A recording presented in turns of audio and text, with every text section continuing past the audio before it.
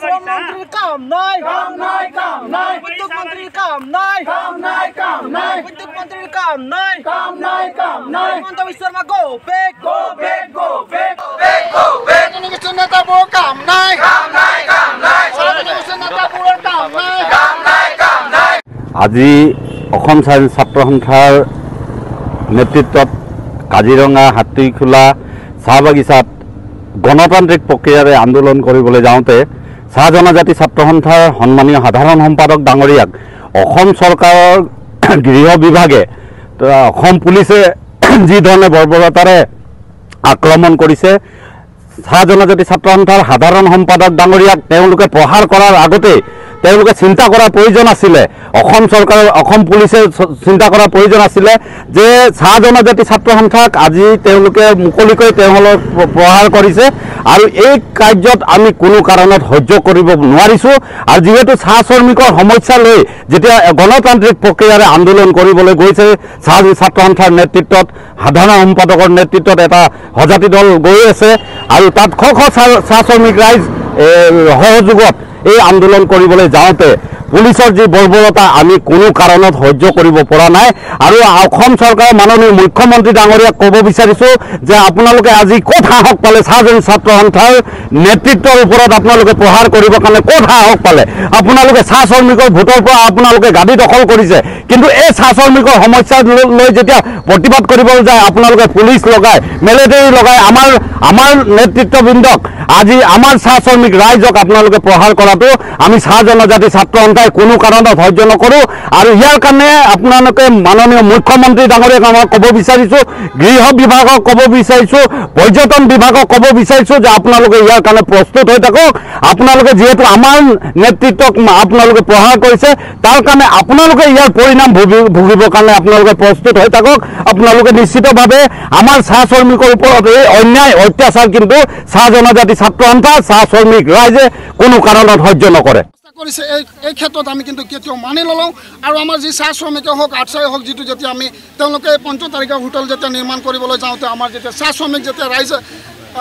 যি গণতান্ত্ৰিকভাৱে আন্দোলন কৰিবলৈ ওলাই গৈছিলে সেই চাহ শ্ৰমিক হওক আৰ্টছাকে হওক তেওঁলোক গৃহ বিভাগ বা পুলিচ বিভাগে যি প্ৰহাৰ কৰিছে এই কাণ্ডকো আমি গৰিহণা আৰু ধিক্কাৰ জনাইছোঁ অসম চৰকাৰ পুলিচ প্ৰশাসনক ভৱিষ্যতে যদি এই মাটি উচ্ছেদ কৰা যদি চৰকাৰে বন্ধ নকৰে তেতিয়াহ'লে ভৱিষ্যতে হয়তো আমি চাহ শ্ৰমিকক বা আমি চাহ জনগোষ্ঠীৰ ৰাইজক আমি ৰাজপথত ওলাই আনিবলৈ আমি বাধ্য হৈ থাকিম হয় নিশ্চয় 31 তাৰিখে যি আৰ্টছাৰ লগত ঘটনা ঘটি গ'ল কাজিৰঙা হাতীখোলা চাহ বাগিচাত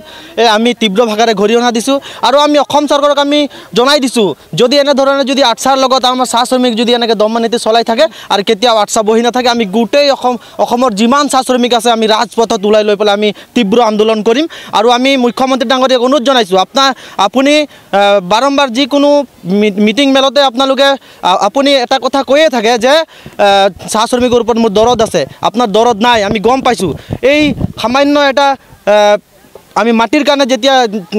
বিচাৰিব গৈছিলে তেতিয়া আপোনালোকে কিন্তু মাৰধৰ কৰিছে আৰু এয়া আমি চাহ শ্ৰমিকৰ আমি এয়া অপমান বুলি আমি এইটো গণ্য কৰিছোঁ আৰু যদি অন্যথা যদি এনেকৈ যদি আৰু কেতিয়াবা যদি ঘটে আমি সমগ্ৰ অসমৰ চাহ শ্ৰমিকক আমি ৰাজপথলৈ আনিবলৈ আমি বাধ্য থাকিম কাজিৰঙা যি উচ্ছেদ আৰম্ভ কৰিছিলে অসম চৰকাৰ আৰু পুলিচ বিভাগে প্ৰথমতে আমি অসম চাহ জনজাতি ছাত্ৰ সন্থা বিশ্বনাথ জিলা সমিতিৰ পৰা ধিক্কাৰ আৰু গৰিহণা জনাইছোঁ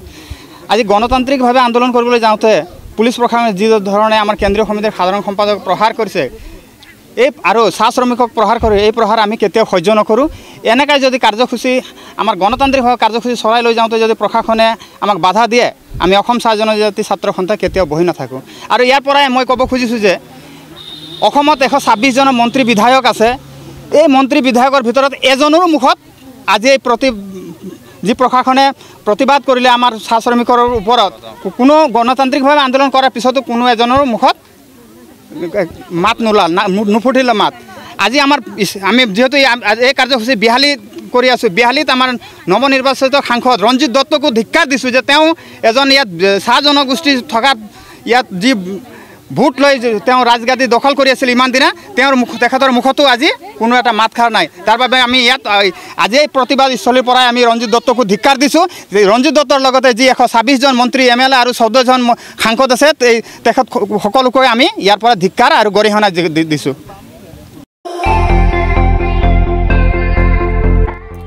আপুনিও ভুগিছে নেকি গেছৰ সমস্যাত গেছ আৰু লিভাৰ ৰিলেটেড সকলো সমস্যাৰ একমাত্ৰ সমাধান গেষ্ট্ৰচিটি বডজম এচিডিটি ফেটি লিভাৰ পাইলছকে আদি কৰি ভিন্ন গেছৰ সমস্যাৰ সমাধানৰ বাবে কেৱল আপোনাৰ কাষত গেষ্ট্ৰচিটি